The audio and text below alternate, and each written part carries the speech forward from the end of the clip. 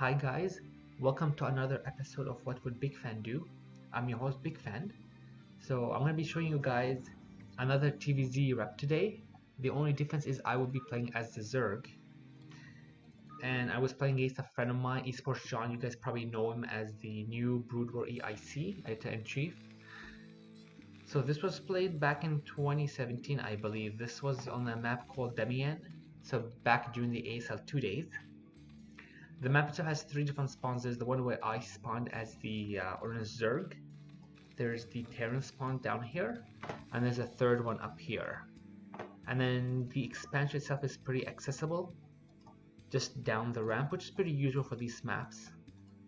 And then you have your potential thirds here, here, and will be here for the space. And of course, finally, the three bases, which can potentially you can take as a fourth base, and they have a decent choke. It's not a ram, but three lurkers here would be great. A bunker and a tank and maybe a turret if you like as well. Anyways, as usual, I will speed through the rep to get to the interesting parts. And of course, one other map feature I want to mention is the fact there is some chokes, so to speak. So there's the one bridge here, so two lurkers here would make mincemeat out of a lot of units. There's a wide open area here, and of course there's some other not as wide open but still pretty decent big areas on the map as well. Anyways, let's fast forward just a bit and see what kind of builds we go to. So I'm opening with the pool. Looks like it was an overpull. My opponent just going for the racks first. Pretty decent move. Nothing too exciting so far. My assumption is so I'll be taking expansion pretty soon. Same with his, just the one racks expand. Adding on the barracks before the refine, which is understandable. I am a bit of a cheesy player, so I could have easily potentially mass Zergs, although he would have probably seen something. I am getting a pretty fast layer, I would say. I also have a sunken because I was playing a bit blind, keeping in mind that I saw the fact that there's some racks and I kind of moved. My opponent is getting himself the academy. Nothing too crazy right now. I should probably have these here just to kind of poke and make sure he's making works and see it. But I believe I might have already seen the expansion, maybe not. So not bad so far. I do need some more drones here. This was probably unnecessary. Could have honestly waited until he made the move out. I mean, he doesn't even have any medics, and I should have seen that. We're both macroing okay-ish overall. You guys can see John is flowing because he was supply blocked. So this is good timing on the third one. I am going for lurkers. Looks like it's 2-hatch lurker. I am seeing this base as well, so nothing right now.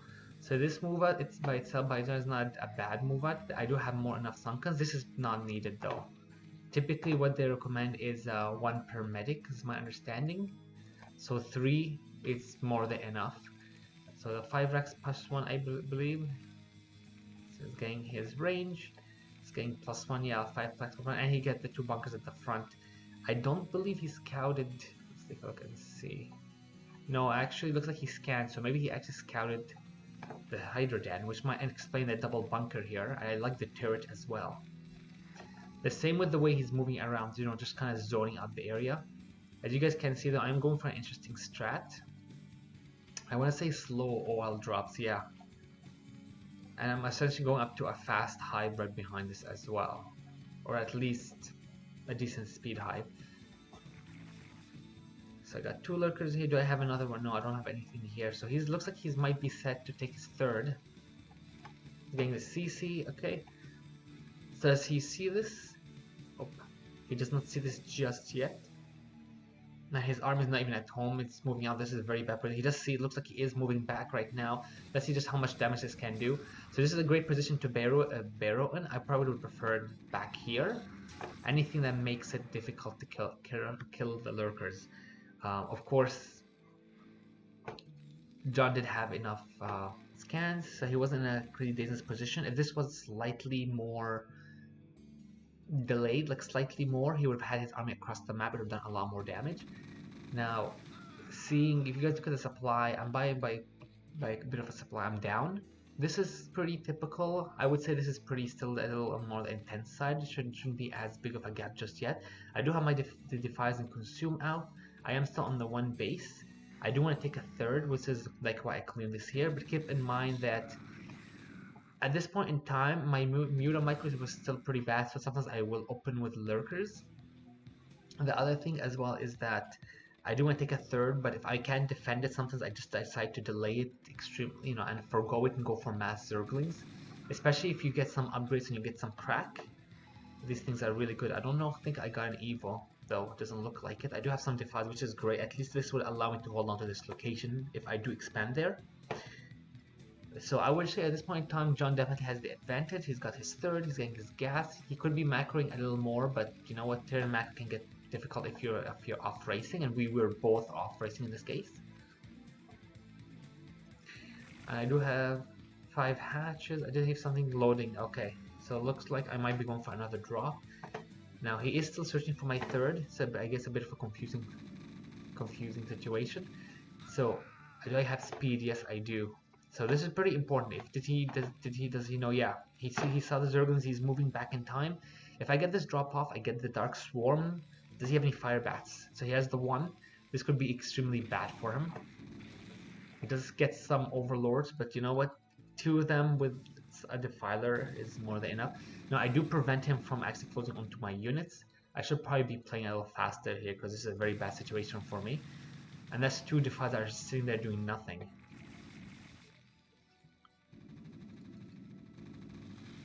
And a nice plague there. I end up missing it. So he ends up cleaning it pretty well. Yeah, it's definitely a massive plague. And at least I do have some more defiles, but I am floating a bit. In this kid situation, honestly guys, more hatcheries, taking a base here, taking a base here, taking a base here. Just take it all over the place. Just make sure that you're not taking 5 different bases, and you at least, because that's gonna split your own attention as well. He is taking a 4th base, and he does have quite a sizable army. It's a little bit of a scary army if you look at it. There is no vessels just yet. Yes, his vessels are extremely late at this point. Now I do go for an attack on his third. I do bust the front of it, get the comms head, but he's gonna clean this up. Doesn't really lose that much, so it's a good situation for him. Keep in mind I did have to use some kind of a divergence so I can get my own third up at this point in time. So I am still floating quite a bit. So is he as well. He should have vessels by this point because these vessels are extremely delayed. Not really sure why he doesn't have them just yet, especially as you guys saw there was a defilers. Now if you guys take a look at the way I'm moving things around, I realize that in this situation he has the upper hand. He's had the army control, he has the bigger army. This honestly can bust my front. This is a really bad situation for myself. I need a swarm that right now, and especially with this many fire bats. This lurker is an MVP though, and a nice plague on top as well, so I should be able to survive this. I'm gonna be close because you guys can see the mechs are healing. And okay, so that was a good survival on my part. I do have my third as well, and it looks like I am going for another drop, but he does have the missile turrets. So was it worth it? I would say it's very worth it. It was very worth it getting the Zerglings in there with the swarm, especially over the depot. Like you guys can see, I am targeting them. This was supply block, and he's already getting supplies. He's gonna get, well, I mean, I guess he has enough supplies in this case. But this is definitely a good situation for me to be in terms of being in his main with swarm. That's something that you as a Terran never want to happen. He does have another base going up to his base up the top as well at about 11, or about yeah. It looks like I want to go for another one. So I still don't have upgrades. This is advantageous for him. He's on the 1-1. At least I do manage to get this base up. I do need more drones. I do need more defense, I would say. Probably another defiler. But you guys can see I was probably preoccupied as well. And seeing as, yeah, it looks like, okay, so he just saved it. So one of the things you guys will see is that I'm attacking at various fronts, because one of the things that Zerglings allow you to do is be all over the place, especially due to the insane speed. And the fact that I got, 2 drops off, well, I guess you could say 3 drops off, even though only one of them was successful, made him alert. That's why he built all those stairs. So that's money. He's losing that money, even though obviously he has a bank at this point. Either way, he still has, he's still in an advantageous situation, especially with his huge bank. But things are starting to look a little better for myself. My main is gonna get dried out soon, my expansion as well, so I do need another base. So eco-wise, he's still in a better situation than I am. But I do have some ultras out as well. So you guys remember I had a lot of gas saved up because I went for heavy Zerglings, especially for crack. So this is essentially where all my gas went to. And obviously, seeing as he had his whole army is here, what I'm gonna do? Go for another counter attack. He doesn't really know yet that I went for a lot of ultras. So an attack in this position is suicidal, just because it's a choke area. So going for his expansion, and that's a lot of ultras, honestly. And then as he comes back, attack his unsieged tanks. And of course, his third is extremely vulnerable at this point. The same with his fourth. So be all over the place at the same time. Stretch him out. Because you know what? Even if he has this much money, if he doesn't have the production structures, he's not going to be able to keep up. And now, even though I did lose my third, and he does have the bank, I would say it's still a decent situation. The biggest thing is trying to kill. The biggest thing is trying to kill this army of his. Because if I kill it, then the game is technically mine. Because you know what? He's lost his base, he's lost this base, he's lost this base. This is not going to be going down. I do have my 1-1. On the other hand, even though I'm almost mined out, and of course I don't have as much money, you guys look at the supply. I'm double his supply at this point in time. What's his upgrade? So he's still on 1-1, so I've at least equalized the upgrade and disadvantage. So obviously at this point in time, there's not much he can do. I mean, he can make another CC, try and come back, but his best bet is just to go for a last big push, try and crack me basically. But of course, I do have a lot of ultras and zerglings, and once he comes to attack this base, so this is why you guys need to have your zerglings on hold command, because this is what happens if you don't. Oh, it looks like I actually had another drop. So he even lost his CC. So I mean, at this point in time, okay, he has a CC that can't land here anymore. This one is building, but yeah, I definitely like my situation in this case, just because his army is also a little immobile. Let's see what's happening in this case. So I mean, I could have went for a surround been better, but from all sides, swarm and everything, and a GG. So you guys are probably thinking, what was the point of this replay? I've been seeing a lot of balance discussions on Team Liquid nowadays, and while it's true that the matches aren't exactly 100% balanced, they're pretty close, and a lot of it will come down to preparation, comes down to how well the players are playing. And this was an example of a game that came to mind where I off-raced, even though I was in an extremely disadvantaged situation. I mean, if you guys think about it, I don't know why I didn't have vessels. That was an extremely bad idea. But I mean, even Flash, when he does a mech switch, he doesn't have much, if any, vessels. He prefers to have tanks or vultures, for some mines. So I mean, he should have probably had maybe some vessels earlier against the Defilers, but he was, aside from that one drop in his main, which killed a couple of depots and I believe almost got the academy. You can always argue that he didn't need to have him 100% because I wasn't really going for any frontal assaults. Most of my assaults were just trying to target his back while I tried to grab a third.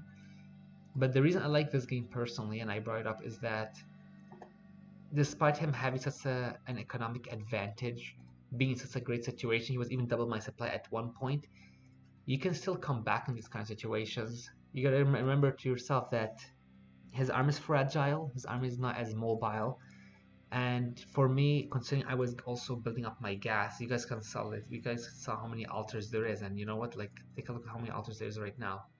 There's 8 altars or 7 altars sitting there, and there was more before that got killed in his main as well. But the idea is stretching the player, knowing when if the player, for example, John was a pretty new player at this point when it comes to off racing with Terran.